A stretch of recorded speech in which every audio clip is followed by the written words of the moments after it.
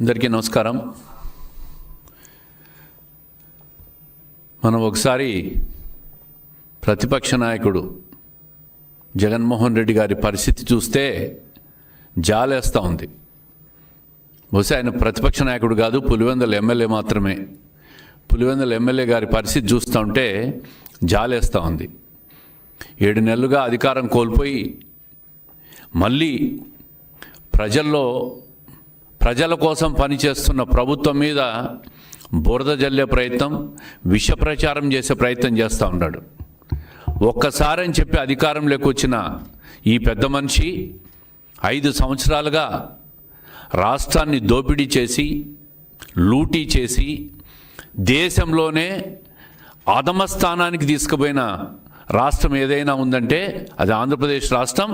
అది జగన్మోహన్ రెడ్డి గారు ముఖ్యమంత్రిగా ఉన్న కాలంలో 29వ రాష్ట్రానికి తీసుకుపోయినాడు, అధమ స్థానానికి తీసుకుపోయినాడు. ఈయన 2014 నుంచి 19 కాలంలో రాష్ట్రం విడిపోయిన తర్వాత కష్టాల్లో ఉన్న రాష్ట్రాన్ని ఒక రాజధాని నిర్మించాలా, ఒక పోలవరం ప్రాజెక్టు పూర్తి చేయాలనే తలంపుతో మన ప్రస్తుత ముఖ్యమంత్రి చంద్రబాబు నాయుడు గారు ఆ రోజు కష్టాలు పడి పోలవరం ప్రాజెక్టును 72% పూర్తి చేస్తే, రాజధానిని ఒక అద్భుతంగా నిర్మించాలని చెప్పి 33,000 ఎకరాలు రైతులను ఒప్పించి ప్రభుత్వం మీద భారం పడకుండా ల్యాండ్ పూలింగ్ విధానాన్ని ప్రవేశపెట్టి రాజధాని నిర్మాణం చేస్తే, అదేవిధంగా పెండింగ్లో ఉన్న రాయలసీమలో ప్రాజెక్టులన్నీ పూర్తి చేయాలని తలంపుతో ప్రారంభిస్తే, ఈయన 2019లో అధికారం లేకొచ్చి 3 రాజధానుల పేరుతో రాజధానిని నాశనం చేశాడు, పోలవరం ప్రాజెక్టు నిర్మాణాన్ని నాశనం చేశాడు,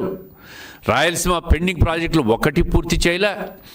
సొంత జిల్లా కడపలో కూడా ఒక్క ప్రాజెక్టు కూడా, ఆయన ప్రారంభించిన ప్రాజెక్టులు ఒకటి కూడా పూర్తి చేయలేని పరిస్థితి. మీ సొంత నియోజకవర్గం పులివెందల పట్టణంలో ఇప్పటికీ కూడా మాకు రోడ్డు లేదు మహాప్రభు అని ప్రజలు రోడ్డు మీదకి వచ్చి మొత్తుకుంటున్న పరిస్థితి ఈరోజు మనం చూస్తూ ఉంటాం. 4 రోజులుగా నీళ్లు రావడం లేదని పులివెందల మున్సిపాలిటీలో ప్రజలు నీళ్ళ కోసం మొరాయించుకుంటున్న పరిస్థితిని మనం చూస్తూ ఉన్నాం. ఈయన ఈరోజు ప్రజల్లోకి వచ్చి ఈ ప్రభుత్వం మీద 7 నెలల కాలంలో అప్పులు చేశారని చెప్పి మాట్లాడుతూ ఉన్నారు. 11 లక్షల కోట్లు మీ హయాంలో అప్పులు చేశావు. ఎక్కడైనా ₹1 అభివృద్ధి కార్యక్రమాల మీద ఖర్చు పెట్టావా అని అడుగుతున్నా. సంక్షేమ మాటున దోపిడీ చేశారు మీరు. అప్పులన్నీ చేసి రాష్ట్రాన్ని ఈరోజు ఆర్థికంగా అధమ పాతాళానికి తీసుకుపోయినారు. ఈ 11 లక్షల కోట్లు